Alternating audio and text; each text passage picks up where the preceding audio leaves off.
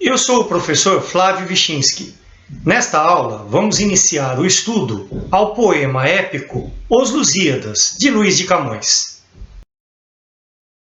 Para iniciar, você vai aprender sobre o contexto histórico da produção do poema, sobre a estrutura externa da obra, o conteúdo e, finalmente, algo sobre a estrutura interna de um poema épico como Os Lusíadas.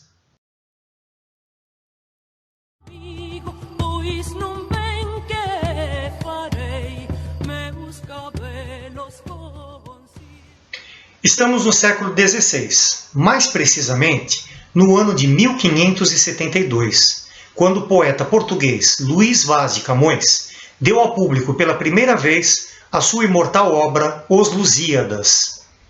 Pelo que os estudos mais confiáveis nos apontam, essa obra foi produzida no período em que o poeta esteve exilado no Oriente, entre os anos de 1553 e 1567.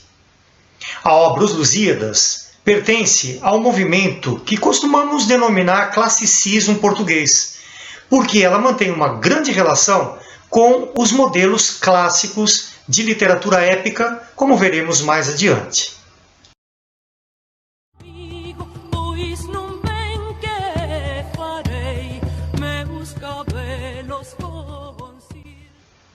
O poema Os Lusíadas é composto por 1102 oitavas, com versos decassílabos perfeitos em rima AB, AB, AB, CC. Uma oitava é uma estrofe composta por 8 versos, e um decassílabo é o verso formado por 10 sílabas poéticas, como você pode ver na figura. Quanto ao esquema de rimas, você vê que os versos 1, 3 e 5 têm a mesma terminação, assim como o conjunto formado pelos versos 2, 4 e 6, e os dois últimos versos, 7º e 8º, também rimam entre si. Observe a disposição das letras A, B e C para indicar isso. E dessa mesma maneira acontece com as outras 1101 estrofes, totalizando 8.816 versos decassílabos perfeitamente rimados. Agora você é capaz de compreender por que essa obra é tão prestigiada na literatura de língua portuguesa. E todo esse conteúdo está disposto em 10 cantos, que seriam como 10 capítulos. Por isso, quando vamos nos referir a algum trecho da obra, dizemos assim: canto 10, estrofe 75, versos de 1 a 6, que, nesse caso, é a descrição de Leonardo, um soldado que aparece no episódio da Ilha dos Amores. E por falar em episódio,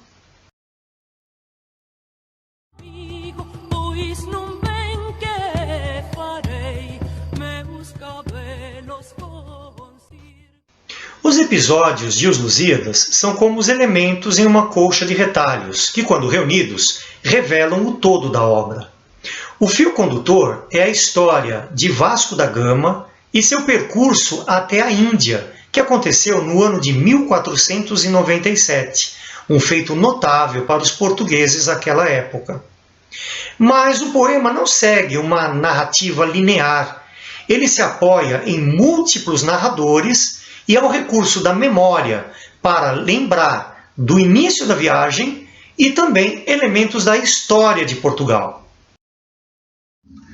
É aí que entram em cena os episódios, ora históricos, ora líricos ou míticos, como veremos nas próximas aulas.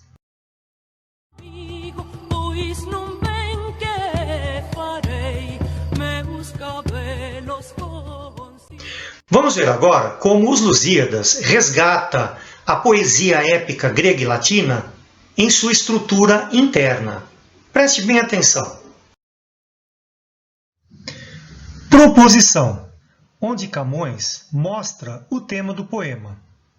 Invocação às musas, onde o poeta pede auxílio na composição da obra. Dedicatória, Camões dedica o poema ao rei Dom Sebastião. Narração dos episódios, onde os fatos realmente acontecem. E, finalmente, epílogo, onde o poeta faz uma exortação ao rei. Essa estrutura interna é a mesma que se vê nos poemas clássicos, como a Eneida, de Virgílio, e a Odisseia e a Ilíada, de Homero, poetas da Antiguidade Clássica, que viveram bem antes de Cristo. Bom, estamos chegando ao final desta aula e vamos fazer uma breve revisão, tudo bem? Você viu hoje que o poema Os Lusíadas foi publicado pela primeira vez em 1572 e pertence ao classicismo português. Viu que ele é composto por 8.816 versos decassílabos em 1.102 oitavas. Também aprendeu que a narrativa não é linear e aborda a história de Portugal e a viagem de Vasco da Gama até a Índia em 1497. Viu, por fim, que há uma forte aproximação entre a estrutura interna desse poema com os modelos clássicos de epopeia. Então, chegamos ao fim da nossa primeira aula sobre Os Lusíadas, poema épico de Luís de Camões. Espero por você na próxima aula. Até lá!